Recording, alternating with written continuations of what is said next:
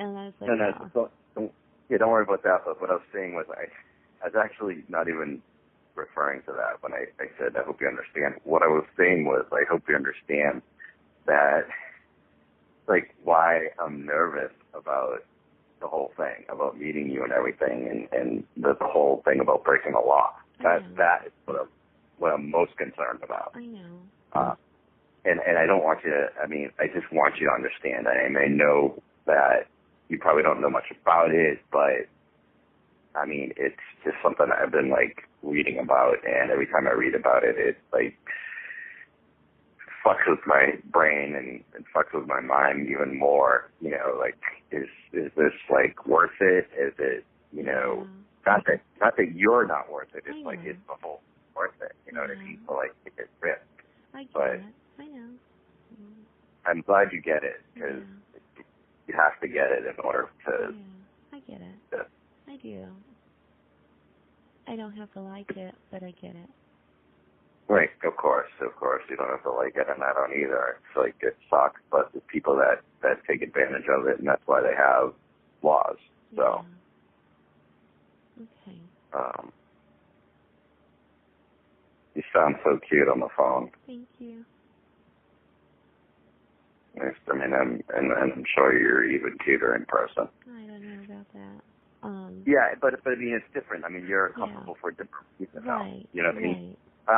I'm uncomfortable because it's like breaking the law. Like if I was to like have sex with you, which I know I could go out there and we don't have to have sex, but like if it happened,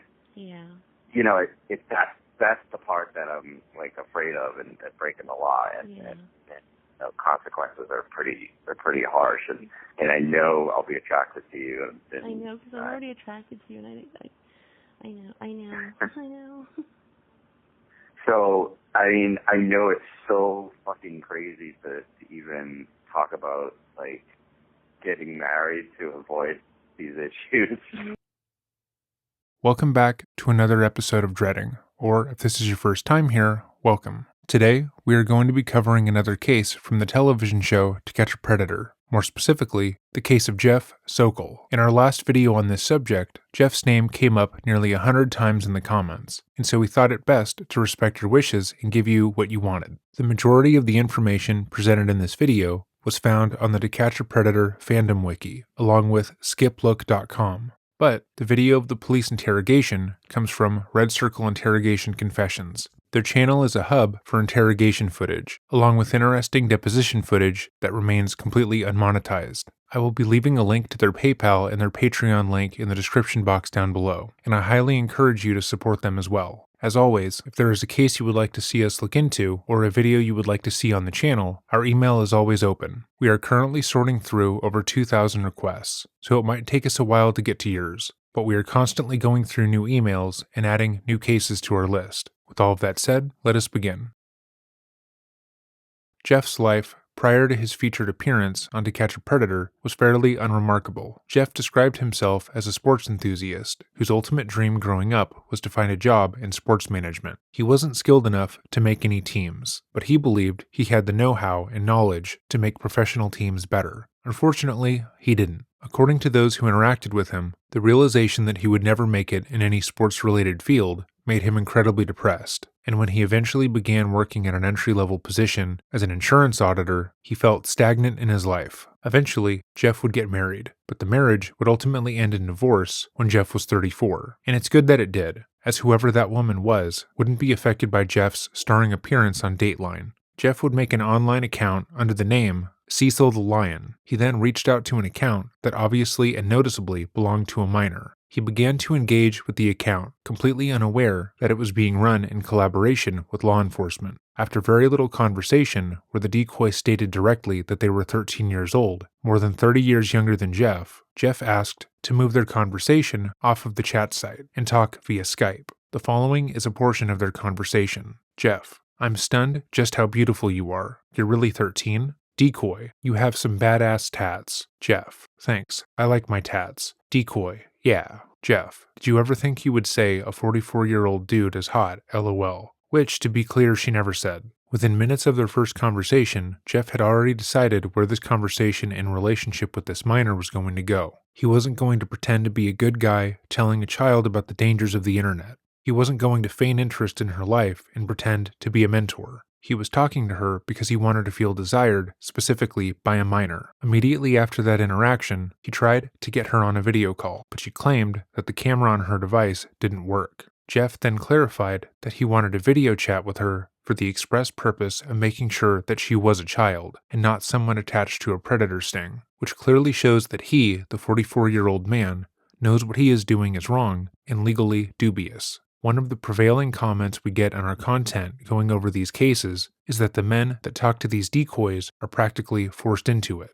This line of thinking asserts that the decoy is the driving force behind these interactions, and if the decoy wasn't so sexually persistent, these men wouldn't succumb to them. But in nearly every conversation we have covered, within the first hour of conversation, each man will make mention of the fact that he shouldn't be talking to a child, and that the interaction is strange, and that he could go to jail for talking to her. But these statements do more than show presence of mind. They also show that these men are willingly and purposely attempting to groom these young girls into keeping their relationship secret. They repeatedly compliment and affirm the person they believe to be a child, often complimenting them in ways they have never seen before. They make them feel special, seen, and most importantly, adult. And because they are the only person in the child's life making them feel this way, the child is keen on holding on to this relationship. It makes them feel cool and older, and so when the predator tells them that the thing they are doing is technically bad and that they could get in trouble, the child becomes eager to protect it. They will keep the interaction away from their parents, deleting all chat logs and evidence, using burner phones the predator pays for, and so on. Jeff understands this,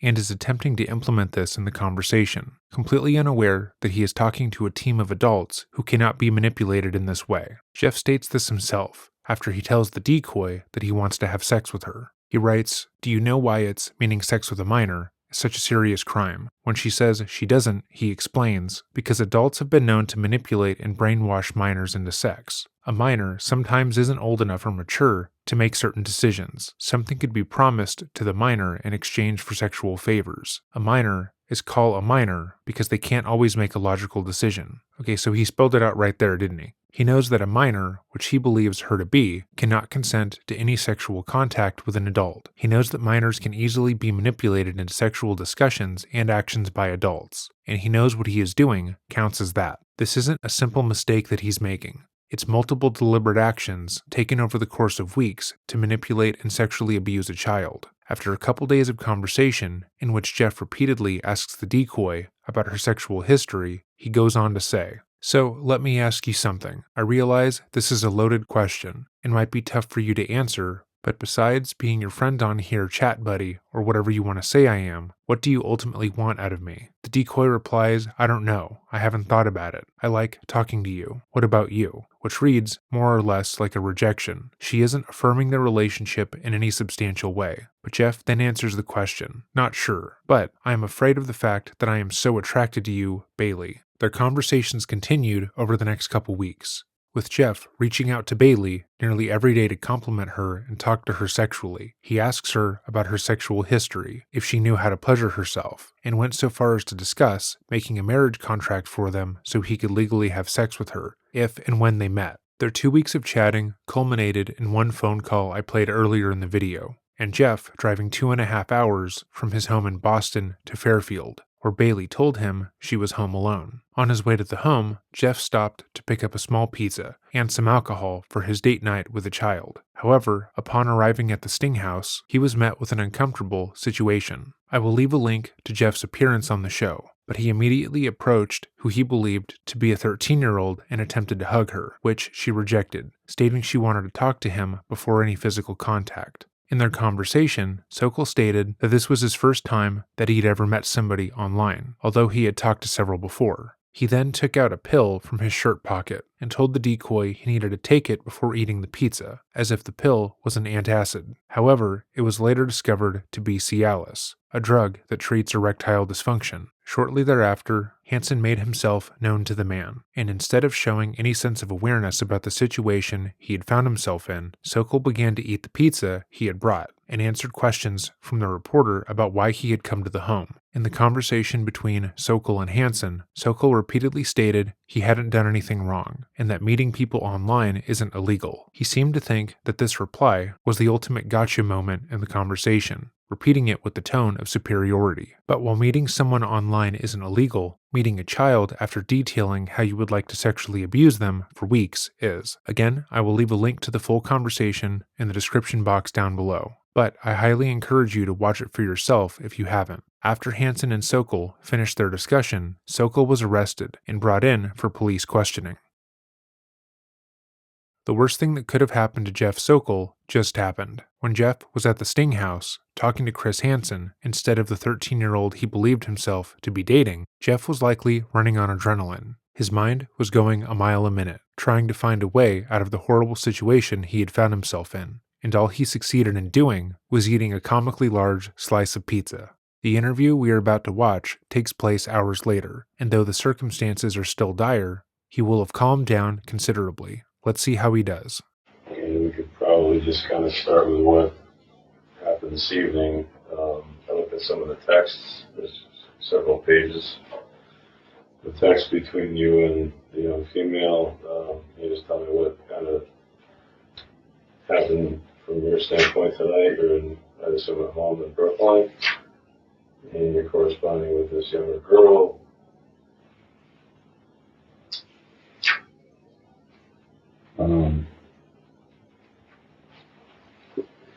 Yeah, I mean, I was just looking to meet her, and I know you're not going to believe me, but I honestly was not planning on having sex with her. So this is a portion of the chat log. Jeff, could I stay at your house? Maybe I will come down Friday night and leave Sunday. If we hit it off, when I meet you, I'm going to want to be intimate with you. I know the texts talk about that, but it's talk. I mean, I wasn't planning on having sex with her unless it was bright and legal to do it. But he was planning on having sex with her. We have over 200 pages of chat logs where Jeff is detailing his plans on having sex with her and going over how he plans to drive down from Boston, pick up a pizza for the two of them, and then have sex with her. And given that he had to drive from Boston and pick up the pizza, he was clearly planning on going through the remainder of his plan. It would make less sense that he would stop halfway through and decide that having sex with the 13-year-old that he'd been talking to was immoral and wrong, but still follow through with going to her home and hanging out with her platonically. I don't know if I would have or not either, but I was not going to. What do you mean by right and legal to do? No, I mean, if I, she seemed like somebody, you know, that was mature and, you know, somebody that, you know, that would be fun to hang out with. And so I wanted to meet her and find out if she was what I thought she was. He wanted to meet her and find out if she was really a child who would be willing to have sex with him, is what he's saying, which is obviously repugnant. But in their chat logs, Bailey did not come across as mature or older than she was. The decoy went to great lengths to make Bailey act like a typical tween would. She didn't know what a lot of things were. She talked a lot about school and the dynamics between her friends, and she couldn't make any decisions for herself without her parents' intervention. The general concept that this 13-year-old was acting like an adult, so much so that a 44-year-old man felt that his attraction to her was understandable, is false, but also ridiculous. So how long had you been corresponding with her? Like 3 weeks. And, How'd you meet her? a chat site. What was it called? Wire Club. Wire Club? Is that, what is that? Is it It's kind of a hookup site or No, something? it's like chat rooms, but I mean, I don't know if it's a hookup site because there's people there that are all over the Have world. you talked to people before? Girls, guys, whatever? Yeah. On that particular site? Yeah. Have you talked to younger girls before? Today? Or in the last couple of weeks, rather? No, not that I know of. And what was the interest in this particular girl?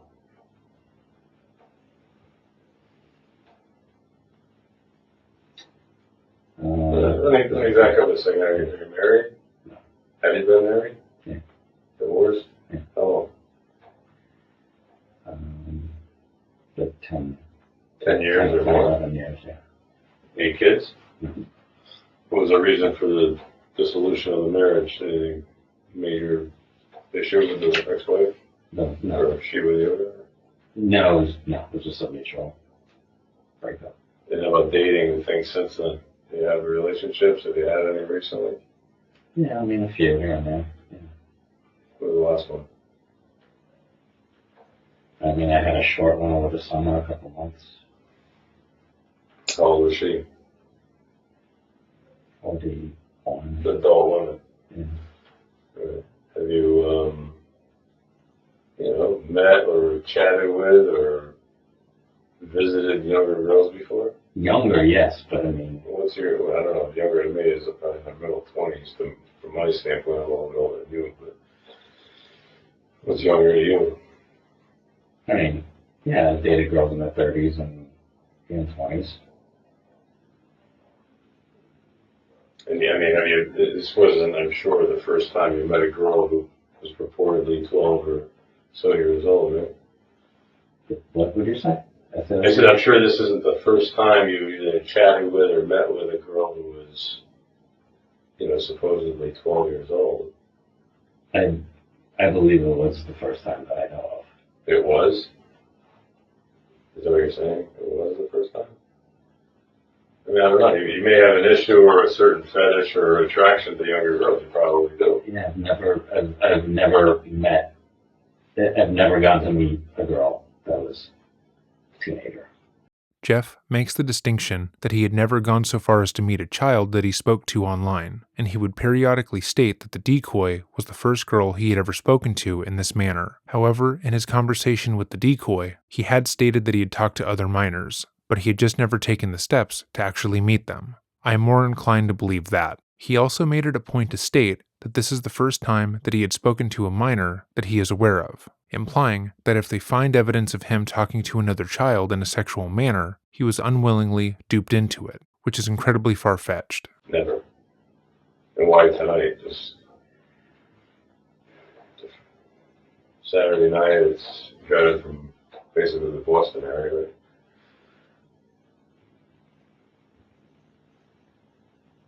I just had nothing to do. I figured we'd just hang out, and I was just gonna drive home later tonight. You talked, I know in the text there was some mention of a marriage contract. I don't know if it's a religious thing or something else, but what's the deal with the marriage certificate? What was that whole conversation? Or a marriage agreement or a contract you talked about? I know I was joking at one time when I said, "Is it in the contract?"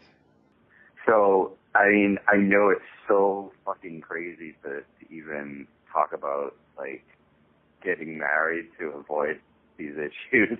He wasn't joking. Between telling the decoy how much he wanted to have sex with her, Jeff repeatedly brought up that if the two were to get married, he would legally be able to have sex with her. He only stopped bringing this up when he found out that they would need to get her parents' permission to do so. The entire chat logs will be linked in the description box down below, but I cannot emphasize enough how often he brought up the fact that he wanted to get legally married to this child so he could sleep with her. However, before you think that he wanted to actually be married to a child, he was clear that he didn't want to act like a married couple. He directly informed her that the marriage would only be so they could sleep together, as he didn't want to fully commit. I was going to mention of bringing some type, maybe it was in jest, but did you mention bringing some type of marriage contract or something like that?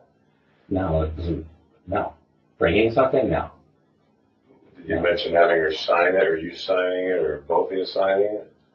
I mean, I can go get the paperwork. Unfortunately, it's an inch thick, but there's some conversation about that. I just want to know. Yeah, there was conversation. There was conversation about that. I was just explaining to her that people could get married by just signing a contract, signing marriage documents. So you're talking about a 12-year-old girl, right? It's kind of. Yeah. I think you could probably even 14, but yeah, she said she was 14. But okay. She was 14? I know, it's young. They are actually both wrong. She said she was 13. I'm just tell me what's going on in your life that we even have you, going down this road. Maybe you've always lived like this. I don't know, but it's of concern, obviously, to everybody. 44-year-old guy, and you're talking about a 12-year-old girl, and in your mind, maybe she was 14, but it's certainly illegal and horrible in most people's eyes. And I said that, you could probably read that. You drive from 2.5 hours away to see this girl. I didn't think it was against the law to meet with somebody and just hang out and talk to them. But you probably, I don't know. Is it? Just like hang out with somebody? To hang out? If I had sex with her, yeah, that would be against the law, but they didn't do that. This is something that Jeff and multiple other predators have tried to fall back on whenever they are confronted. They say that technically, because they weren't caught in the act of abusing a minor, that they didn't do anything wrong, that just because they had sexually explicit discussions with a child, detailing how they would exploit them and then travel to see them when they knew they would be alone, doesn't mean that they would actually follow through with it. But that's an incredibly weak argument, especially given Jeff's own repeated assertions that he was going to have sex with her if and when they met in person. If a person states they are going to commit a crime, writes down the exact things they would do to commit that crime, then proceeds to start doing those things, they are probably going to commit the crime. Moreover, what Jeff has already done qualifies as a crime, specifically solicitation of a minor. Solicitation of a minor is a criminal offense whereby a person engages in a conversation with a minor, and during that conversation, solicits or asks the minor to meet up to partake in a sexual act. Most criminal state laws say that a person commits the crime of soliciting a minor when 1. He/she engages in a conversation with a minor and 2. During that conversation, asks the minor to meet for the purpose of engaging in sexual intercourse or some sexual activity, which Jeff obviously did. So his insistence that he technically has done nothing wrong is, unsurprisingly, wrong. Let's just take a step back. So let's just say you never got divorced from your wife, and you had a daughter. You said it was 10 years ago, right? You were thinking you got divorced. So let's just say, as a result of that marriage, you had a daughter or a son who was 10, 12, 13 years old. And it's Friday night, and you and your wife, hey, honey, whatever your daughter's name is, Caitlin, we're going to run out to dinner and stay out a little bit late. You can stay at home, and you come to find out, you walk in, there's a 44-year-old guy from, 200 miles or 100 and something miles away. Is everybody cool with that? You're cool with that? Well, obviously, at first, no. At first? Yeah, when they first walk in, it's not going to be cool. But if it was somebody like me, I don't think there's a threat. But how do they know what your intention is? You're talking about blowjobs and picks. Yeah, they don't. Other issues. You're not talking about maybe some common interest of music or sports, which is also, the whole thing would be weird. I think just about everybody would think. I think you actually would too. It's unhealthy and strange. A 44-year-old guy, what's he got in touch with, in common with a 12 or 14-year-old girl? And why, if he lived in a big metropolitan area, would he drive whatever the distance was, 2 hours away on a Saturday night? Isn't that all speculation? What's the speculation? I'm looking at this. You're speculating that I was going to have sex with her tonight. Because that's what you said. Jeff is being ridiculously defensive here. He's sitting back with his arms crossed in a defiant pose that is similar to a petulant child, and his arguments are just as lame. The officer just noted that the majority of people would think that it was weird that he, a 44-year-old man, would drive 2.5 hours to spend time with a 13-year-old girl alone after having multiple conversations about sex, which is just factual. Jeff tries to claim that the assertion is false, and all based on speculation, as if the officer and Chris Hansen are being unfair in assuming that had Bailey been real, he would have had sex with her, but that's so plainly untrue. Jeff talked about having sex with this minor for 3 weeks. He detailed all the ways he would go about doing it, and even researched how to make the action legal, just in case. He begged the minor to send him customized photos and get on video calls with him so he would know she was real, and he made a plan to drive down to her house, grab food for them to eat, and then have sex with her. Then he actually executed that plan. You would have to be so painfully naive to believe that he wasn't going to follow through with the remainder of his plan. But Jeff thinks that this is the ultimate power move in this argument. He thinks that he just bested the officer, Hansen, and the entire legal system. I didn't say that. You didn't say that? Well, tell me what you said. Well, we talked about having sex, but that doesn't mean... Isn't that strange? It doesn't mean I was going to. Tonight. Well, yeah, tonight, maybe tomorrow, maybe next week. Maybe once you're 16. But where's that in the conversation? Did you mention that? Maybe you did. It might be in there. I mean, I mentioned that I was looking. I looked into like the laws and stuff about minors. I was looking into those. Why would you do that? No, because I was going to meet a minor and to hang out with them. So you knew there was an issue. Otherwise, you wouldn't research it. Yeah, but there's an issue if you do this and this and this. But because, and this is just, I was looking, I was just like looking down the road, like let's say I did like her and she liked me, why not? I mean, but this is somebody who's never met before. I know. I was just thinking out loud, looking at the big picture. That's all. Doesn't mean I was going to like do what I was going, what I was. Is that like your, lack of a better description, like your cup of tea, like you want some very young girlfriend or bride? No. Is that like some fantasy you have? Which is fine if that's what your fantasy is. I just want to know where you're coming from. I took a liking particularly to her, and she happened to be. This is through all like. Chatting or texting, right? Exactly. Somebody you never even met. Correct.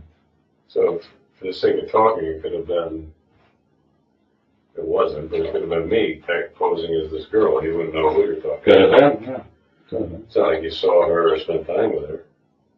Well, that's why I came down, was to see if connection with her. If you, what was your name again? It's Detective Kelly. If you read all the text, I don't know if you read all I did not. I probably can't digest them all right now. Sure. But I'm starting to try to look here. I'm sure. Yeah. But if you read a lot of it, the exchanges between me and her, I was always aware and scared of any consequences if I was to do something wrong, like if I was to have sex with her. And to be honest, yeah, of course, from what I saw, she's, beautiful and everything, but I was not going to risk anything by having sex with her. I just wanted to meet her and hang out with her, and I was going to go home. Yeah, but I mean, it's different. I mean, you're uncomfortable for different reasons. Right. You know what I mean? I'm uncomfortable because it's like breaking the law. Like if I was to like have sex with you, which I know I could go out there and we don't have to have sex, but like if it happened, that's the part that I'm like afraid of and breaking the law and consequences are pretty harsh and I know I'll be attracted to you. And I know because I'm already attracted to you, and I know. So I mean, I know it's so fucking crazy to even talk about like getting married to avoid these issues.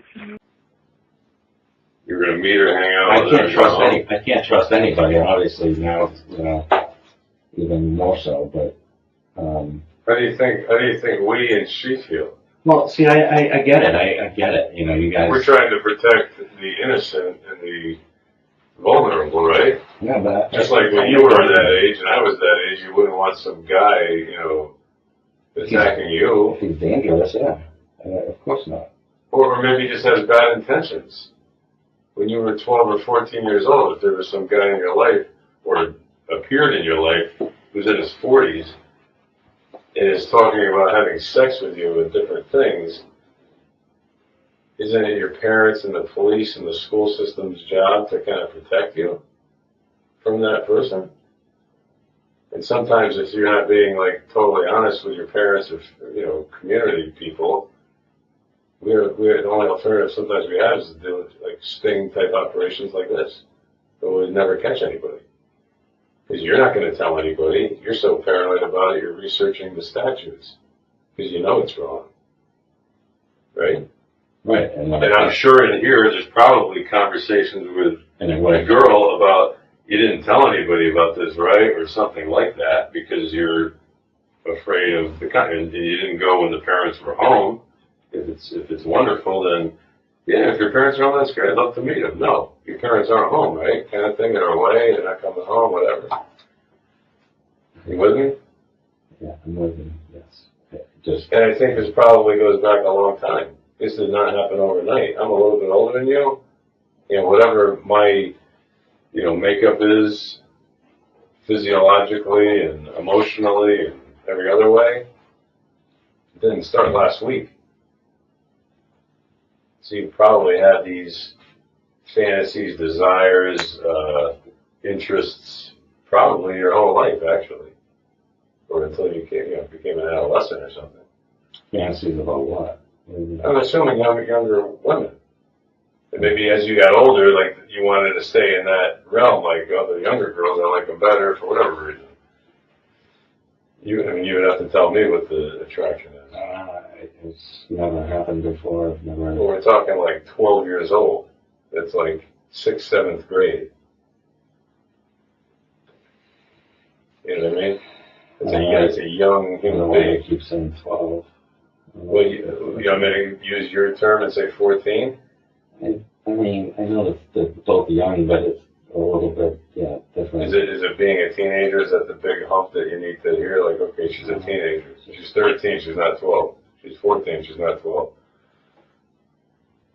Jeff tries to guilt the officer by stating that after this interaction, he was going to have more trust issues, which is a truly ridiculous thing to say. It's like if an attempted murderer were to say being arrested was traumatizing for them. But the officer's breakdown as to why sting operations like this exist and how he isn't the victim in the circumstance is fantastic. When he states that these online predator stings only occur because people like him purposely hide their desires and intentions towards children and try to manipulate their victims into hiding their relationship, Sokol puts his hands behind his head. He's trying to catch his breath and calm down, as being directly confronted in this manner is stressful. When speaking about what happened in a nebulous way, Jeff has tried to make his actions seem small and inconsequential. Sure, I tried to talk to a child sexually online, tried to pit her against her mother, and told her repeatedly she couldn't tell anyone about me, but I am not a pedophile. I wouldn't actually follow through with acting on these things that I was talking about. But as Officer Kelly discusses how predators like Jeff operate, and his actions line up with other pedophiles, Jeff's anxiety spikes, and he has attempted to calm himself down.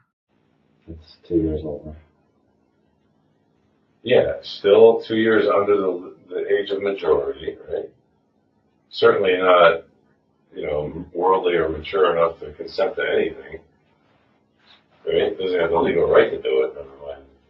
Because why? Because they're very young, so they need to be protected. Can I ask you something? Sure. Why, if you thought I came down there to have sex, why didn't you wait and see if that happened? Quote, if you thought I was going to come down here to have sex, why didn't you wait to see if that would happen? That is, without a doubt, the stupidest argument anyone has ever made. He literally, unironically, unblinkingly, without a hint of understanding how stupid what he was about to say was, asked why they didn't, the police, allow him to begin sexually assaulting a minor before arresting him. Wow. If I were the officer, I probably would have laughed at him. Why would I want to put that girl that was in the house through any kind of a horrible experience that can get really out of hand really quickly? Okay, and no offense. I got you, but There was like several cops there and other able-bodied guys. Right. You'd be in probably some kind of pain at the end of it, because if you got maybe your clothes up and you're trying to grab her, we come in not knowing what you're capable of. I know. Why not do it like as much as we can as a gentleman? You're seated. Chris Hansen speaks to you. You're free to go. you know, you were compliant. We were, you know, didn't throw you on the ground or anything. We handcuffed you. We brought you in. You know, I mean, why would you want to take it to another level where it's horrible? And she has to go through that, what, several times because there's several different guys like yourself that are coming to meet her? Would you want to do that to anybody? Like, honestly. No, Put her, even the hug. As soon as you got there, you're trying to hug a girl you've never met. no, it's not true. You know. Well, maybe it is. I mean, I understand from your standpoint you probably want to, but from her standpoint you're a total stranger and she's probably a little freaked out by it. I mean, cool with everything. I just wanted to hang out and, you know, have pizza. I mean, I honestly, that's why I was there. I just, you need to. My case, okay, for this is obviously there's a lot of text there, Yeah. but I was trying to do things or, you know, make it so I wasn't breaking the law.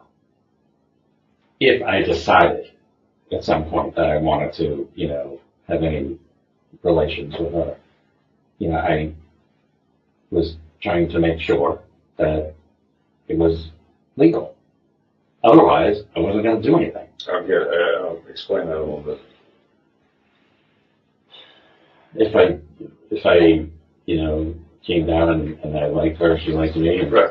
she was cool, and I didn't feel like she was, you know, too immature or too young or too, you know, if I felt like I was on the same, you know, level as her, like, you know, emotionally and whatnot, I mean, I wanted to, you know, I didn't want to do anything that was breaking the law. So that's why I researched that stuff. I would never, I mean, that's like ridiculous that you guys thought that I would bring a contract down. Well, no, we were going, I believe, through your interpreting. I don't know. You're interpreting it, but I mean, Once again, Jeff is acting as if he's being unfairly judged over nothing, that Chris Hansen and the police talking to him about the fact that he stated repeatedly that he would want to marry this child so he could legally have sex with her is out of pocket. But it's not. That's a strange, gross thing that he did, and they aren't unfairly judging him over that. I wish Officer Kelly and Hansen had read the chat logs enough to know that Jeff had never stated he was going to bring the marriage contract with him on the visit, because Jeff's posturing after this statement makes it clear he believes that he just bested the officer. Maybe we are, I don't know, but I also see that you're mentioning that a 44-year-old guy shouldn't be talking to a 13-year-old girl like this. right. And so I felt guilty about it. Your language, not mine. I felt guilty about it, yeah. And you think you might be on the same wavelength as her? There's plenty of, you know, young people I see on TV that are pretty smart, pretty mature. 13. They're out there, yeah. Now, there might be, I don't know, there could be a couple out there, I think, either they could be mature, but maybe they look like a little kid, or they Why does everything could look older, but they're very immature. There's a understand. reason these laws are in place, right? I mean, to protect people. Right, and I said that to her. Once again, this is a sentiment I have seen in the comment sections of videos we have made going over predators. The basic idea that if the predator tells the child, hey, this is wrong, I could get in trouble for this, and here's why, they are being straightforward and making sure that the child is okay with continuing to have the discussion. But, as most reasonable people understand, the issue stems from the fact that children inherently cannot consent. No matter how, quote, mature a child can seem, their brains are not fully developed enough to be able to consent sexually, and the idea that they would have any sort of control in a sexual scenario is ridiculous. This argument also tries to excuse the excessive grooming that often takes place prior to these discussions. By the time the predator, in this case Jeff, tells the child that they could get in trouble with the law, and that they don't know if they should go through with meeting them, they've spent hours talking, complimenting and endearing themselves to them. The child doesn't know if they are being used, and likely believes they have just made a friend, someone they can rely on, and so they are less likely to deny the predator. Trying to frame the child victim in this situation as a consenting, willing party is ridiculous, as many victims of online sexual exploitation tend not to come to terms with what happened to them until years later. Meaning what? I'm still, you kind of expounded on it before, be like, oh, I want to do things with her, so in case I did have feelings for her and I liked her, like it would be legal. I don't know what that means. She's still, let's just say 13, because you mentioned 13 right here. So how does that still make it legal? I don't know, she said she was turning 14, but okay. How does it make what legal? You just said that. How would it make it okay if you're going to do things with her and she's 13 and you ultimately had relations with her, with intercourse? How does it make it legal? It wouldn't unless her mom consented to marriage. It's the only way it would be legal. So you're gonna marry a 13-year-old girl with her mother's permission? Maybe when she's 16, I would do that. Why is that like so hard to believe? So, to be clear, Jeff isn't arguing that he didn't want to have sex with her. He's arguing that he wasn't going to have sex with her until 1, he met her in person without anyone else present, and 2, he could find a loophole that would make having sex with her legal. For example, through making her his child bride, which is obviously completely fine and normal, or at least to him it is. It's not that he would never do this, that the assertion that he would have sex with the child is so revolting that he's offended by it. His argument is that if he were to do it, he would do it legally. Why is it hard to believe? Yeah, that can happen. I can't say I've even never heard of it. Actually, If I wanted to like, maybe in other countries it happens. wanted to not break the law, that's what I would have to do. You would marry her now at 44, she's 13. Yeah, I haven't broken the law. I mean, so that's the thing. It's all like you're speculating what I was going to do based on conversations. You also drove here. You didn't just like have chats, which were bad enough. So what? You actually drove 2 hours. You're like basically my age. You drove 2 hours to meet a girl. Most guys. Yeah, you're putting it all together, right? Most guys, boys. Most guys younger than us, our age, older than us, if given the opportunity, they might get in the car on a Saturday night and drive 2 hours if they think they're going to find, something that feels good at the end of the rainbow. But are they just going to do it to maybe meet somebody? Most guys. So you're saying most guys. So it's like you're driving from Boston. You're saying most guys. Right. That's not me. Except it is to you, Jeff. They literally caught you doing this. The fuck do you mean it's not you? You can't be caught committing a crime and then turn around and say, hey guys, I don't know if you think I did this, but it's not me. I would never. And then expect to be let go. But here he is doing just that. Well, what are you? Tell me who you are. Because based on the text and the behavior you exhibited, I'd say you fit right in there. You just happen to like them much younger than what's normal. Maybe. Or illegal. Maybe I enjoy just, talking about it. I don't know. I mean, with a 12 or 13-year-old girl. That's a problem. I don't know you. I never saw you before in my life. That's a major league problem. Didn't seem like it. Didn't seem like what? Just seemed more mature than that. More than, Compared to what? Like a 28-year-old woman, like a 22-year-old girl? You're talking about a 12 or 13-year-old girl. And she's acting like she's 18? Yeah, so what? She still tells you she's 13 years old. You're 44. I mean, seriously, that's a major league problem.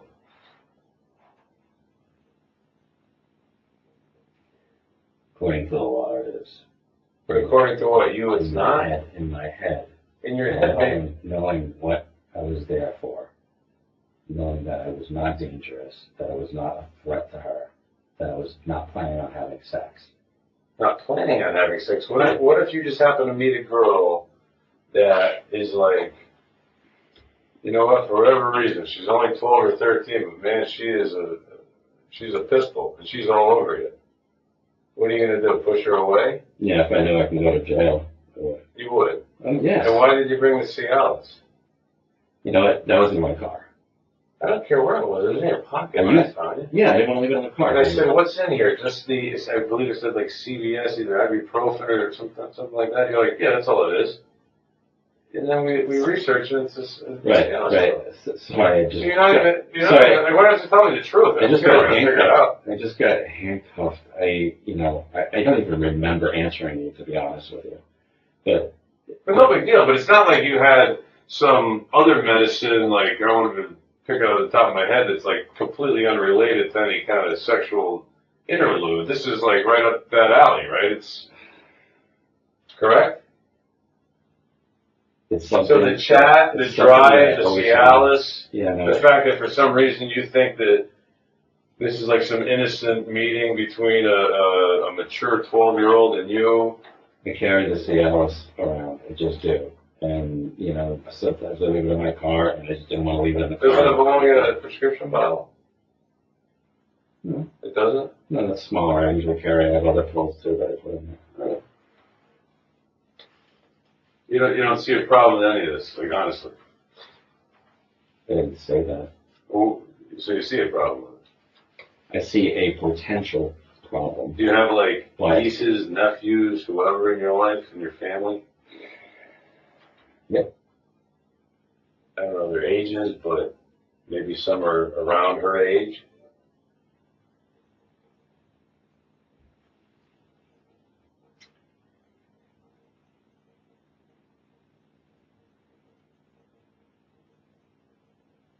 Honestly, Detective, I did not think I was breaking the law to come meet a girl. I honestly didn't. If you read the whole text, read everything, you can see how scared I was to meet her. Just Listen, just the whole scared of the whole situation. But you're scared of her for basically one reason, and the reason is that your clear intention was to have sex with her. Because if it truly was just to meet somebody, you wouldn't even be nervous about it. You'd be like, screw it. I have no interest in having sex with this girl. I'm just chatting. My right hand to God, and I'll swear to the parents, and they could be home for that matter. I'd love to meet them too, and my intentions are pure. Your intentions were not pure. That's why you had the reservations you had, right? it was a new situation too, and never done it before. So yeah. But you're 44, and she's 12, 13. That there's all these laws about Thank God there are, right? About minors. What if there weren't? Listen, I know what I'm capable of. Right. Okay. Yeah. And I know you think that I'm bullshitting you. No, you're trying to like kind of massage the corners, but do I think you're realizing and being honest with yourself and with me about what you did? No, I don't actually. But you're talking about it, and I appreciate that, but you're not. If you truly looked in the mirror and thought about what's going on or what you did tonight. That's just because I don't feel like I did anything wrong. Well, if you want to keep it in the straight and narrow and say, all I did was come here and bring her a pizza. Yeah, any uncle, any neighbor, any guy could certainly do that, any softball coach, whatever, as long as it's kind of like, the parents know there's nothing creepy going on. Yeah, in and of itself, is that fine? Sure. But if that softball coach or whoever it may be is texting all kinds of things about having sex with the girl and her pussy and and send me a pic and everything else, and you're only 13 and I'm 44, and then you research the statutes and you drive 2 hours on a Saturday night and you bring Cialis with you and there's a reference to a marriage contract because that'll somehow make it legal. It's fucked up. Honestly. Be honest with yourself.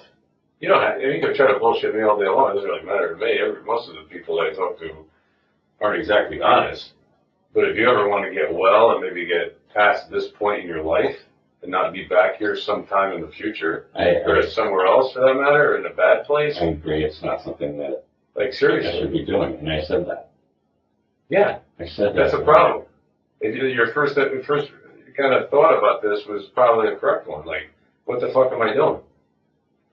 This is wrong. I shouldn't need to research a statute to see if I'm able to hang out with a 13-year-old girl and talk about having sex with her. We're not talking like senior in high school or something. We're not in 6th, 7th grade, right? You're 40. Not tonight. You just said before, you if things worked out and you ended up having relations, you wanted to know kind of like it would be illegal. Right. Because you told me. Yeah, I wouldn't do it unless it was legal. we wouldn't do it. So the Cialis is just, we keep it just in case. And I'm driving 2 hours to meet a 12-year-old because I'm sure she's got a wondrul conversation and she's really interesting to chat to. You have a college degree. Where do you work? If I was planning on having sex, I would have taken the Cialis at home and just left it there. I don't know. For all I know, you took one already. Maybe you took one at home. Maybe you brought another one in case it was a phenomenal night, right? According to Google, Cialis begins to work in 30 minutes. So if he had taken it at home, he would have been driving with an artificially inflated boner for 2 hours. Or for tomorrow if you slept over. I told you I had it in my car. I rely on it when I have my date girls and stuff. So I have issues with that. So.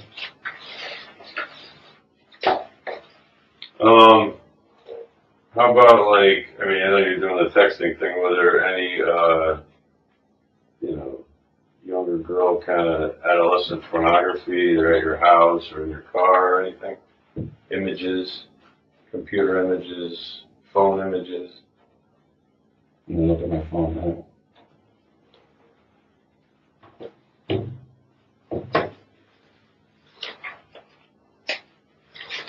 Did you send her pictures? Yeah. Yeah, me. Such as you? Like what? Dick pics? No. Naked chest? What? Let's see. Just my pictures. This is of her or just you? No, it's just like pictures that are on my phone. Sent a random picture today. Just took a picture of myself with my phone shirt. With your what? Brother shirt? Yeah. At the bottom. Who's the girl September 16th? Friend of yours? Girlfriend? Whatever? Yeah, it's just somebody that I was chatting with that sent me pictures on the same site.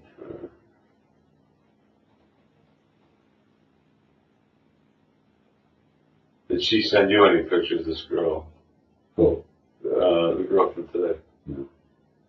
Oh, yeah, she has. Naked? No. Not naked? Never asked for anything naked.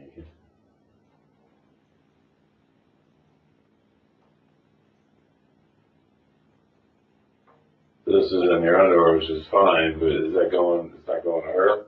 That one never went there. So I sent that to the girl I was dating. That was 41. As a joke.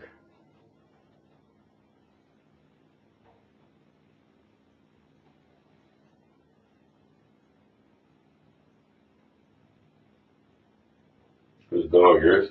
Mm-hmm. With her kids?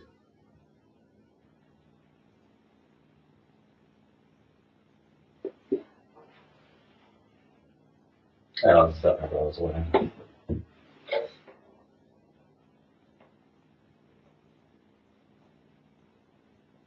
But if you took yourself out of it a little bit, like right now, I'm sure you can understand why not only it's illegal, but it's just like flat wrong that anybody our age would be doing something like this.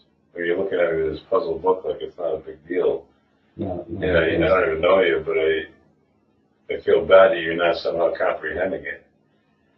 I don't think Officer Kelly usually handles interrogations, because directly insulting the perp is not an effective technique, but him directly stating that he feels bad for Sokol because he doesn't understand that what he did is wrong and constitutes as a crime is incredibly funny, especially given Sokol's apparent arrogance in this situation. Watching another party tell him that he isn't smart enough to understand that he isn't going to argue his way out of this is amazing. It's like so wrong, it's not even, you can't even discuss it. And if you actually think it's okay, no, that's not what I'm that's saying. or even kind of okay or situationally okay, it's like you need serious help, honestly. You really do. Because that's just fucked up. I'm not saying that it's okay. I never said that. I was saying that my intentions were what, pure? My intentions were never to violate her, other than being in their presence. And that's something that, obviously it's like a back and forth that you guys would never know. Because you're not inside my head. No, I know, but I'm going by the only way I know you is I'm going through the chat, No, I know. your actions today, what you said. Like, what am I supposed to go by? Something else? You know what I mean? Like, how can you judge me other than what we're talking about right now? Yeah, like, I thought, like... You don't know me either, right? So. How do you... When you... What? I have no idea what this is. What kind of a... How do you... Video, I guess. How do I what? So when you catch these, whatever you want to call them, sex, you catch these people meeting with minors. Yeah. Like we go to you. Right. So you got me in the house and everything, and I just like I had no idea what was going on. You always do it like that?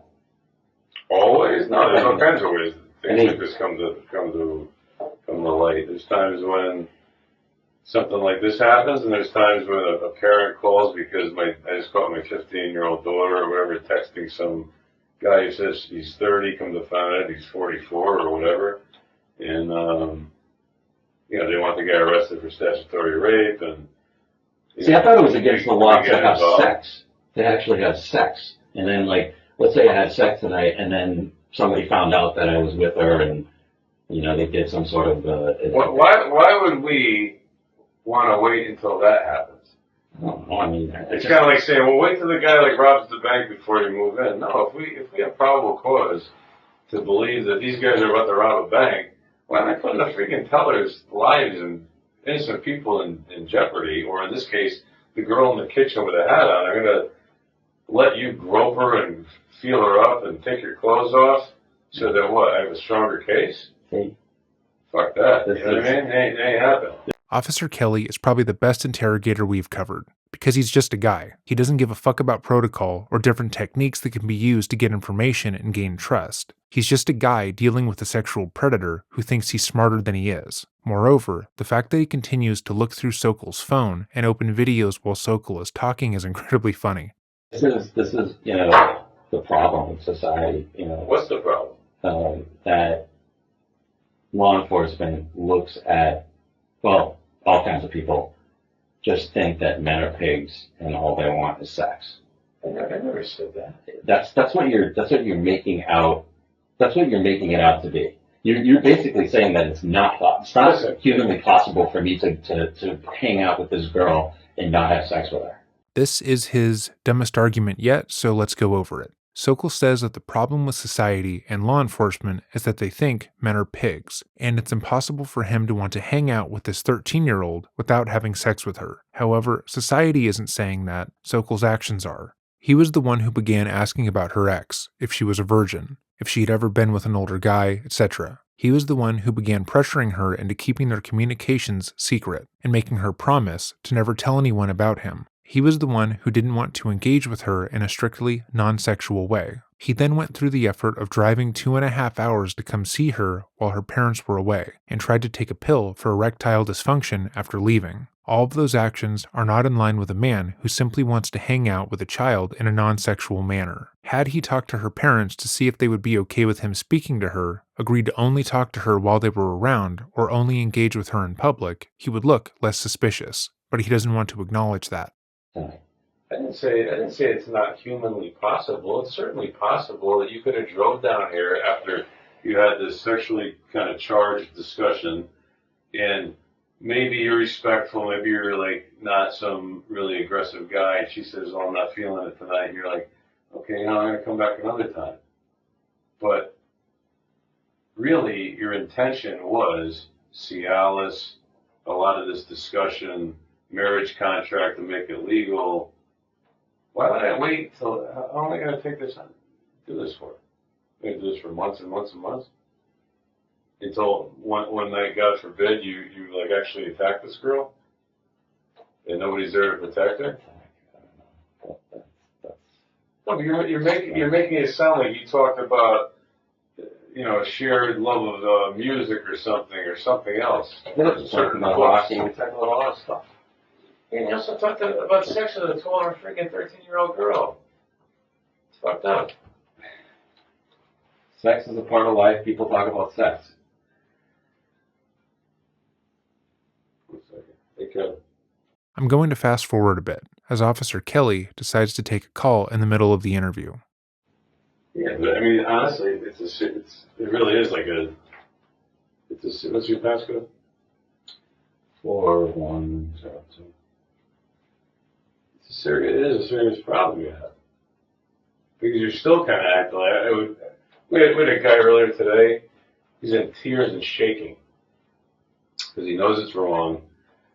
He feels like emotionally, mentally, kind of unstable, totally apologetic, similar situation. And, but at least I felt like he was kind of owning up for his intention. Maybe not necessarily today. Listen, You're acting like you're still trying to turn me to say, no, we're just going to hang out. What's the big deal? right, because that was my true intention. So I can't, what else am I supposed to say? With the Cialis, Yeah. right? Yeah, cool, yeah. I know it's hard to believe. With the sex chat, with a long drive. It's not like you said, hey, listen, I'm dressing up really nice. I'm going to take you out for something to eat. That's cool, which is still bad, and I still wouldn't really believe you. But hey, you come in with a pizza, you want to hang out home. Parents aren't home. Make sure of that. Well, the first thing you do, you want to give a girl a hug. If the parents are home, they don't hang out with her. Parents are home. But you That's said why I wouldn't come. I mean, of course it wouldn't happen. They don't let me in. Right. Why? You know why. Yeah, we both know why. I just want you to know why. And I'm well aware of it. I'm well aware that it looks bad. It looks bad, and it is bad. It's not just like, hey, we're jumping to conclusions here. This guy's a great SAT prep guy. He's working with this girl for the. I wanted to see what she was all about. I honestly was not planning on having sex with her. That is fucked up. Oh. You want to see what a 13-year-old girl is all about. You still don't see that as like being an issue. I can see how it is an issue for most people with a Most people might say, at our age, hey, the girl's like 26, 28, whatever. A little on the younger side for us, but hey, I want to hang out and see what she's all about. She's 12 or 13. 17-year-old boys aren't even interested in her.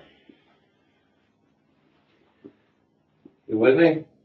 I know condoms, I wasn't planning on having sex. But you had Cialis.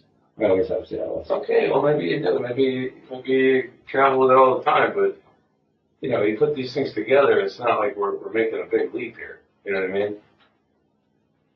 But you're still shaking your head with your hands, your arms are crossed, and you're kind of wondering, like, what? This is crazy. I just wanted to hang out with her. Because that's the truth. Even if that was the truth, which I don't believe. I'm not lying. It's all Have a cup of water. Yeah.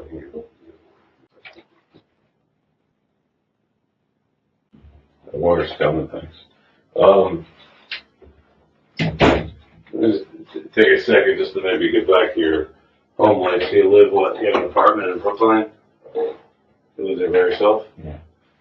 What do you do for work? I know there's a mention of Cheshire, Connecticut or something. Premium auditor. So insurance.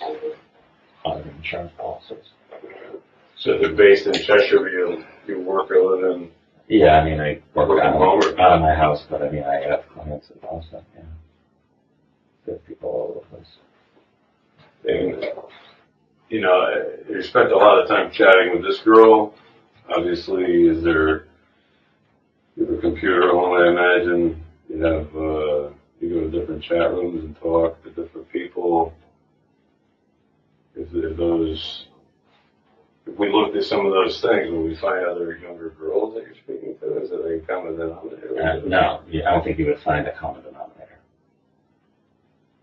I'm talking about like age of a female. That's my common denominator. No. So you don't. No. Even What's the youngest girl other than this gal that you've spoken to or chatted with recently or in the last couple of months? Or you focused on age, and you have to be focused on age here, but they're all ages, 21 and up. I mean, I've never had. Why not like 18 or 17 or 16? Just didn't. I was not looking for that. This happened. This just happened. I mean, How did this jump out at you? How did it happen? You know, how did it jump out at you? Like, why would you be so taken with? Thank you. They got this. Thanks. Thanks. Like I said, What's so special about her? In other words? Like I said, it was just she was somebody that I thought I was able to relate to and have a conversation with. Not everybody that age you can do that with. Sokol is trying to assert that he reached out to her because she seemed like someone he could relate to and empathize with. However, he reached out to her with the only available information on her profile being her age and her picture. The decoy didn't have a profile that seemed compelling or overly detailed, because that could easily become overwhelming. Sokol saw the profile, saw the picture and the age, then acted. Can you tell me about her? Well, I'm sure everything I tell you about her is probably not true because. Granted, what do you know of her? That maybe, if I heard it, I might be like, wow, she must be kind of special. Well, she seemed smart and she seemed like, mature and, it made me talk about hockey. She said she was a big hockey fan, so am I. And, I don't know, she just seemed chill and like to hang out and stuff.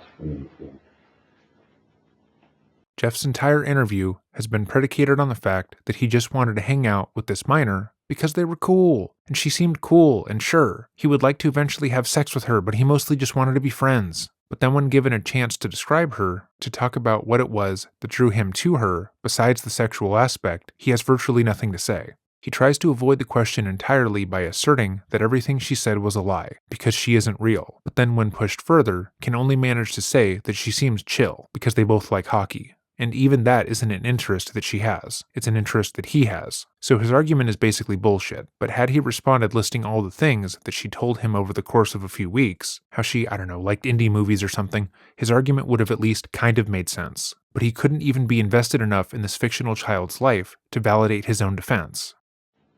That's all you can tell me? You can't tell me when she went to a certain, middle school, high school. She was going to the high school. She had an ex-boyfriend. She had sex with him once or twice. Single mother, parents are in the house, siblings. You can't tell me anything like that? Well, yeah, no, she said she lives with her mom, yeah. What's her mother do? Where's her mother supposed to be today? Yeah, she said her mom was away. Where? Is she possibly coming home early? No? Yes? Maybe? I have no idea when she's coming home. You didn't ask where she was going? No, I think she's like away somewhere on business, so somewhere far.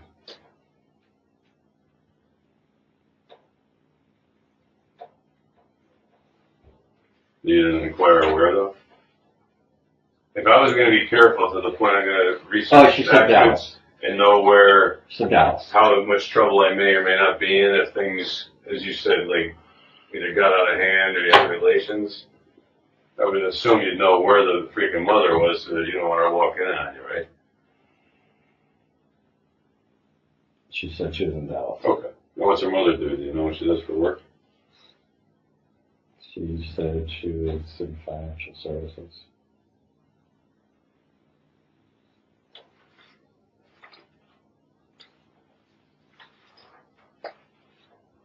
Anything else about the girl that you were chatting with? The home life, or school, or friends, or? No, I mean, she said she just moved to Connecticut. Where'd she move from? California, she said. You know where? LA. You ever talk about having her come to meet you somehow? Or was it always this way where you thought maybe I'll come see you? Yeah. Talked about it. Did you ever plan on meeting her on previous occasions, maybe outside of the mother's purview, like maybe at a coffee shop or store or something? Not that I recall. No. I guess, when she said her mom's going away, that was like an opportunity to meet her, to hang out and meet her at her house. Cool. Do you have any hobbies? I do. Such as? Play tennis. fitness, like to work out. I'm addicted to football. Doing coaching or anything like that? Do you volunteer or anything? Respect, teach tennis? No, I just tennis to kids? I don't. Play Friday nights. Have you hooked up with any younger girls recently? No. 18, 20, whatever? No. Ever? The last 10 years? No. You can check it out if you want to see anything. Check what out? What am I going to check out? I don't know. You guys can probably check out anything you want. Not gonna lie. Okay. So you have, what do you have in your home? You have computers, I imagine, or one or more than one for work or personal? Work computer and personal. What type of sites have you been on? You went on, I guess, this one where you met her? Yeah, I mean, I use that site sometimes on a board.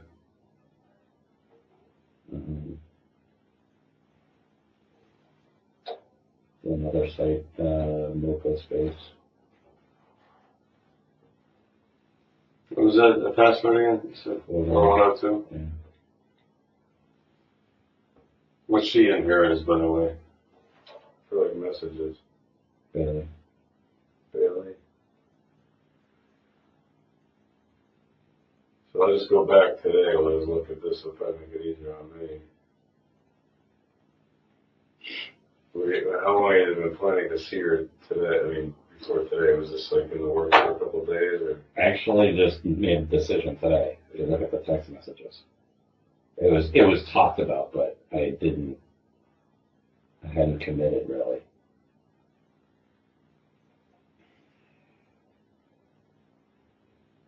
So obviously, I had apprehension about the whole thing. So you did more research today, just found it out you'd have to get more written consent by her mom to get married under 18. Fuck. Like, that's in frustration, right? I have some ideas on this, can talk later. Okay, still want to see you. See me. Fuck yes, I'll be around 9. I'll pick a piece of it. Your address. You got booze. I'm just like, drink. Can we drink it? It's 13, right? Kid, listen, no bullshit. And I'm probably doing you a favor. You've probably had a major league issue with this for a long time. And I don't know that you were going to rape her tonight.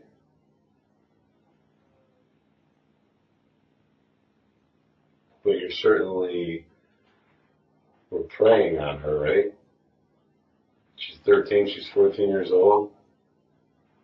You're going to drive down from Boston. You want to drink with her. You got a Cialis in your pocket. You may have one in your system. Then you want to bang the chick, right?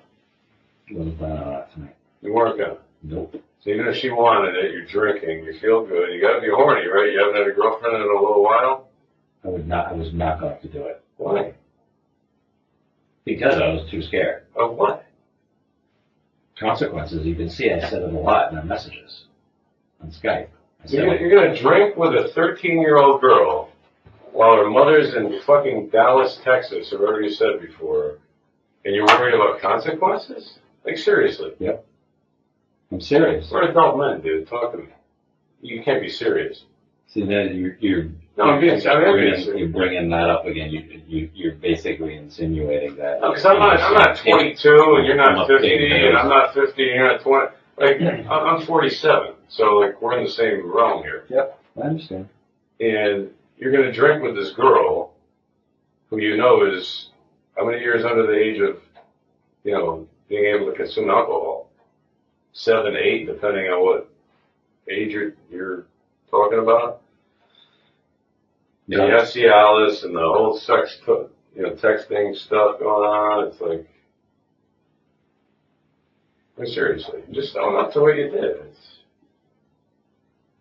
You're trying to still kind of keep it over here, and it's not there. You're not doing yourself any favors the more you act like that.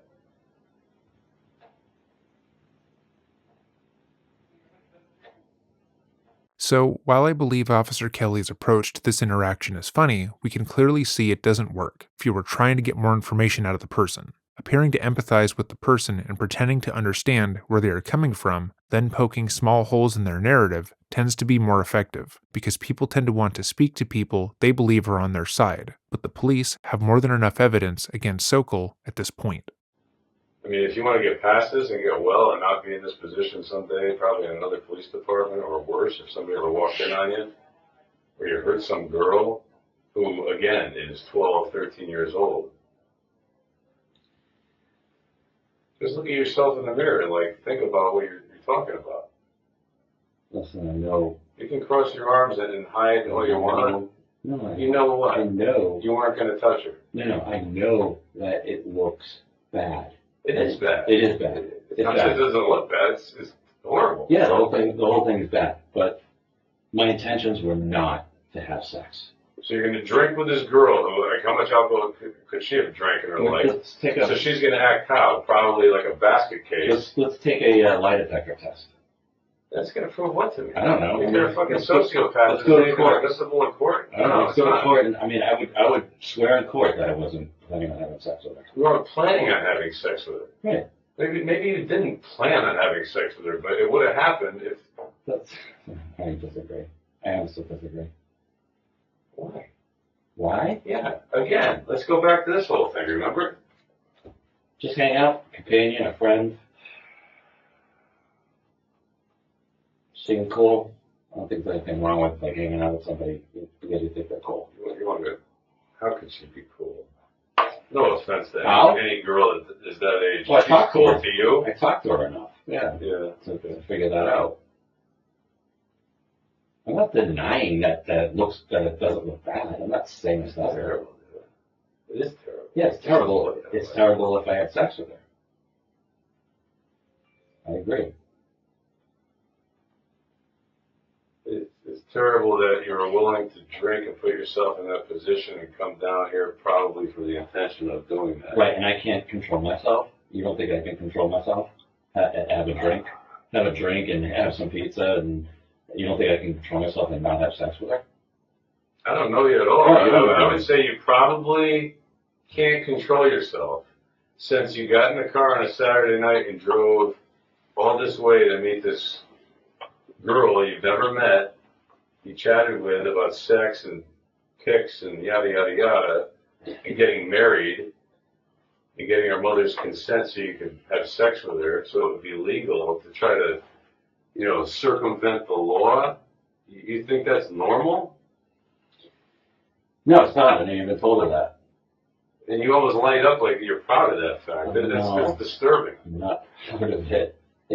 I'm acting this way for several reasons.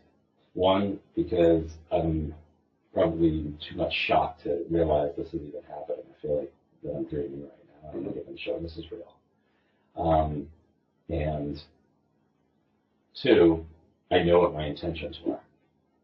And you could say that, and maybe some of what you're saying is accurate and true. I don't know, but because I wrote on Skype, I wrote all these messages stating that I don't want to have sex. I don't want to have sex if it's going to be against the law.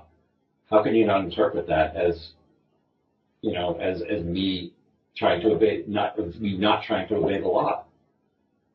How can you interpret that? How can I interpret it that you're not? The girl is 13 years old. You keep going back to that. You're trying to, I'll be blunt.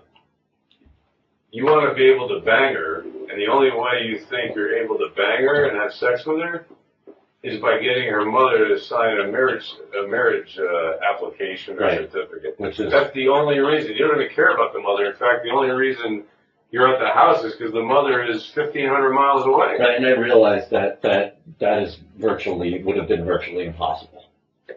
As it should be. Right. But God forbid it happened all the time. Where would our society be, right? All these creepy older guys would be going after these, middle school girls? I don't look at it. Fucking 6th or 7th grade, and that's who you're attracted to? And she's like, you said she's mature, and she's got, she's really smart, and she's really... I don't look at it as going after her. I mean, Well, you can drive and she can't, so she's not coming after you. Well, but she's pursuing me too, online and... Yeah, with this little adolescent brain and intellect of hers, right? So let's go over what Sokol just said, because it's important. She's going after me too. This kind of thinking is actually incredibly prevalent with predators, and there's plenty of media where this kind of dynamic is depicted. The general concept is that a minor can sexually pursue and seduce an adult, and that they should be seen as equals should anything occur. But there is a clear divide here. A child can have a crush on an adult, attempt to flirt and pursue them because they don't actually like the adult, they like what they represent. They are cool, in control, and they have all the freedom that the child doesn't have. The child believes that if they were to engage with the adult in this romantic or sexual way, they too will be seen as an adult and mature, and they will have some control over their life. Meanwhile, the adult sees the child as a child. They don't see an equal, because this is someone who cannot legally make decisions for themselves, drive, or drink. This is a person whose gaps in knowledge would be so astounding that even finding a common interest would be exceedingly difficult, and you would not be able to rely on them for anything, because again, they're a child. And as we keep having to mention, this adult is the only one with a fully formed frontal cortex. Even if the child is doggedly going after them romantically, it is still up to the adult to set boundaries, to deny the child, inform the parents, and protect them both. The very concept that a child should be held responsible for having a crush on an adult, and that the adult pressuring them into sexual conversations is abhorrent, and many predators use that kind of thinking to groom their victims. They tell them that they have to keep their relationship a secret because the child would get in trouble. You're a guy that's my age, basically, and you've been to college, and you've worked for 20 years, and you've been married and divorced, and this girl's like what should have been maybe a product of your marriage, like a young girl, 12 years old, 13 years old. And you're gonna... I'm sorry, yes, it looks awful. Just say it is awful. Because I'm saying it looks awful. It is awful. It's kind of pissing me off, actually. It doesn't just look awful. No, well, if I walked into the library and you were leaning over my daughter's shoulder, talking to her, come to find out you're teaching her something about computers and everything's, it looks awful, but maybe it's not awful. Maybe I overreacted initially. This is fucking awful and disgusting, actually. Period. You're a dad, reverse it, and I'm you probably want to strangle me, right? Most likely. I want to bang your daughter. Most likely. Hello? Yeah, you would. You'd probably be over the table, like, trying to kill me right now. Not most likely either. Like, absolutely. You have a serious problem. And until you, like, admit it, you're not going anywhere. You're not going to get better. You're not going to, this stuff's not going to go away. I don't know when it started. Really? You don't think this is enough for me to realize that? I don't think you can help it because you keep on going like this and saying, well, you don't know what my intentions were until you like admit the truth of what your actual intention was. You wanted to have sex with a fucking 13-year-old girl. That's why the contract, that's why the mother comment about the signed contract, all those things is the only reason. Doesn't make a difference if it's tonight or tomorrow. Pausing here for a moment, Sokol stating that this moment would be enough of a wake-up call for him to not ever do this again is laughable, especially because throughout his sexually explicit conversations with the child, he was always keenly aware that this was a possibility. It wasn't as if he was ignorant to what he was doing, and simply didn't know that talking to a child like this was an issue. Moreover, Officer Kelly is correct in calling out that he has shown no remorse throughout his interview. He has consistently downplayed his actions and tried to make them appear less heinous. When confronted, he claims that it was just talk. He wasn't actually going to do anything, despite the fact that he drove 2.5 hours and was about to take Cialis when he was ambushed.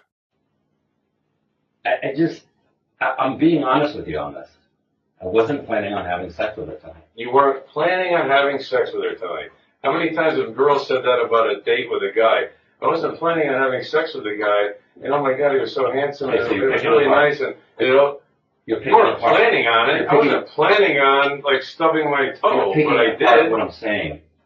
No, because you're not being genuine. Like, be truthful. Just say, If you said, I was not going to, there was no way in hell. I was dropping the pizza, having a slice. Well, that's saying, what I'm on my way to New York. That's what Nice I've to been meet saying you. all along is that You wait till the mother's not home, you get to see all this, and you talk about alcohol with a girl who's 13? That's a great idea. Let's drink with a 13-year-old. Wasn't going to have sex. Even if she starts freaking out and dropping all her clothes, you want no part of it. Leave. I believe that one. I don't, by the way. Of course you don't. I know you don't. Seriously, dude, come on. No, that's hard to believe because, you know, most guys, all they think about is sex, and that's all they want is sex. Yes, we talked about sex, but I was not going to have sex with her and break the law. Okay. And that's obvious from my text messages. You're still caught up on this. You're looking for an angle so that you wouldn't have to break the law, correct? You're not like not doing the deed. You want to somehow circumvent it so that it would somehow be legal or okay in your mind. Yeah, okay with everybody, right? But that was your intention. It wasn't like you, I gotta wait till she's 16, 17. I'm not touching this poor thing because she's only 13 years old. That wasn't your motivation. It was like, I want to bang her. I gotta get her mother to sign her over. To be honest, I had nothing to do tonight. I really just wanted to like meet her and then figure out some, later what I was gonna do as far as all that other stuff. All right.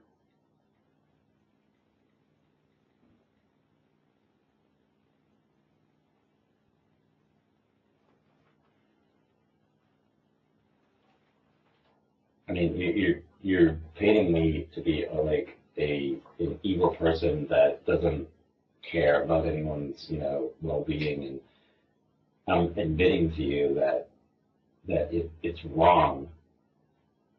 If anybody who hears a story like this is going to think I'm doing something wrong, even you thought so. If they don't know all the facts. Well, you thought so too because you researched the law, right? Yes, I was like researching stuff for things that I wanted to know. If I did this, what would happen? If I did that, what would happen? Doesn't mean I was going to do it. I just wanted to know what would the ramifications be if you served her alcohol? What are the rules? And she got hammered at home with you. Is that cool? Did you circumvent that? I wasn't going to let her get hammered. You're just going to have a little vodka? Yeah. Yeah? A drink. Who are you in her life to even say that's okay? Well, I'm not going to I'm not going to be forcefully take the bottle away from her. Just to say, let's have one drink, have a drink. People, they have a drink. They hang out and have a drink. It's pretty normal. She's 13. She's probably had many drinks. She's 13. She said she has. All right, we're going to fast forward through this bit briefly. Okay. Do you have any questions for me? Yeah. Go ahead. What did you arrest me on? Like what? Well, since nothing really happened, it's criminal attempt. Right, so that's what I'm. And I think you signed the form downstairs. You should have seen the charges, but it's criminal attempt at sexual assault first degree. Sign what form? The yellow, we call them the UAR forms. There's 4 sheets. Yeah, you said that was assigning that. But they have your charges on there on the bottom.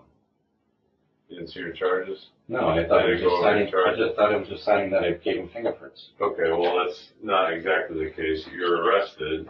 They're felonies. It's criminal attempt to commit sexual assault first degree. I would never agree to that.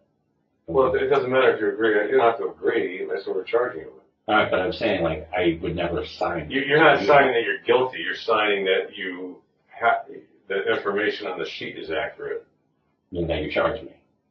That's what. Well, yeah, but it doesn't matter. If you didn't sign it, would it change anything? No. It doesn't mean he doesn't admit to this. Okay, so what were the charges again? Criminal attempt to commit sexual assault first degree, because you obviously didn't actually engage in that, but we believe that was your intention. Enticing a minor and risk of injury to a minor.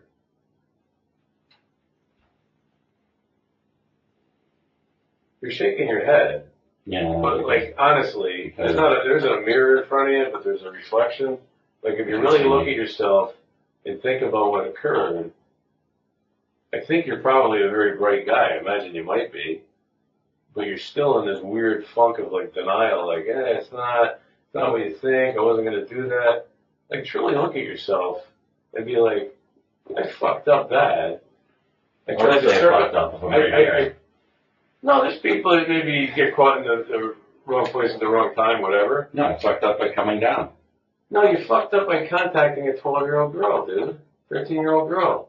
The fact that Jeff can't seem to get this one idea through his head is odd. He truly doesn't believe that he did anything wrong until he got to the house. The rest of the footage is Sokol going back and forth with the officer, so we will end it here. Again, the full footage will be linked down below, along with Red Circle's entire channel, which I highly recommend. Following the interrogation, Sokol was charged with criminal attempted first-degree sexual assault, as well as attempted risk of injury to a minor and enticing a minor in an obscene performance. But Sokol wouldn't go down without a fight. While most people featured on To Catch a Predator would plead guilty to the charges, Sokol was determined to have his day in court. He went through multiple lawyers, until finally landing on Norman Pattis. I'm unsure if this is the same Norman Pattis who represented Alex Jones, but it seems like it.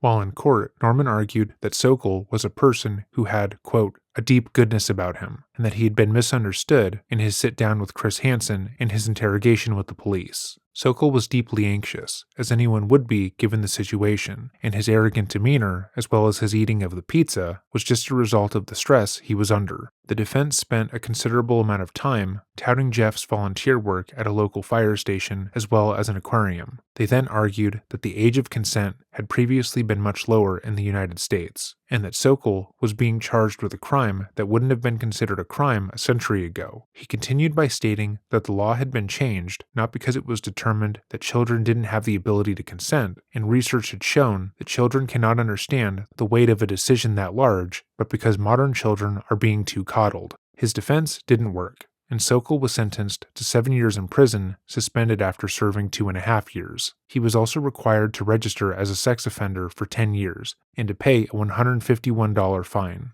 Shortly after his release from prison, Sokol attempted to change his name and distance himself from his crime, writing the following on the form. I, Jeff Sokol, do hereby state, under the pains and penalties of perjury, that the following has happened. A few years ago, I was arrested as part of a sting operation trying to meet a girl who was underage. The sting was part of a nationally syndicated TV show, Crime Watch Daily, Hansen vs. Predator. This episode is now available online along with many other troll videos and nasty comments from fans of the show. In the aftermath, I have experienced humiliation, harassment, and embarrassment. One could argue this was justified, but I have surely lived with remorse since the arrest. Since my current name will always be linked via a simple internet search, I am requesting authorization to change my name, waive my public notice, and impound files. The primary reason is personal safety. Because of the high-profile nature of the incident, there are many people who may incite physical violence upon me and may not recognize that I have changed for the better. I feel I have rehabilitated my mind and am making better decisions. So, as we saw, Jeff had not lived with remorse since the arrest. In fact, after he was arrested, he appeared just as cocky as ever. He tried to fight the charges in court, and his lawyer argued that children between the ages of 9 and 13 can consent. And, any time someone argued that his actions were predatory, he would try to argue that if push came to shove, he would have married the child before having sex with her, which somehow makes it better. But immediately after being released from prison, he is saying that he has taken personal responsibility for his actions, has learned from his mistakes, and wants a fresh start. Just for a second, let's say that this is true. He still would not deserve a chance to change his name and regain his anonymity. Jeff Sokol is a sexual predator. His community and everyone he engages with should be able to Google what he has done and see that he traveled 2.5 hours to sexually assault a child. Even if it was a mistake, even if it was a one-time thing, this is the kind of mistake that should follow you forever. He continues on, I am also working toward improving my mental state through therapy. After serving 15 months in prison, state, I am now on parole. I had to be put in protective custody due to the TV and internet exposure I have received. A Google search will affect all future relationships, business, and personal. People regularly conduct Google searches on people these days to gain knowledge on someone, some of which can be misleading. Good or bad, these searches are done frequently. I am working hard to be a better person overall and making sincere effort to treat everyone with respect. I hope to meet new friends and acquaintances and wish not to be judged based on one gigantic mistake I made a few years ago. So this phrasing annoys me because it wasn't just one mistake that Sokol made. It was a grocery list of mistakes. This was a nearly month-long endeavor that he eagerly took part in because he wanted to sleep with a minor. He continues, I hope to be judged for the person I really am, the person I am today. More than anything, I would like a second chance at a happy and safe life. If you are willing to authorize these requests, I would be forever grateful of your decision. The court ultimately ruled that Jeff could not change his name, but that didn't stop Jeff from publicly identifying as Sonny Derek Porter. As of today, it appears he still works in insurance, but is known to play open mic nights at bars in Cape Cod.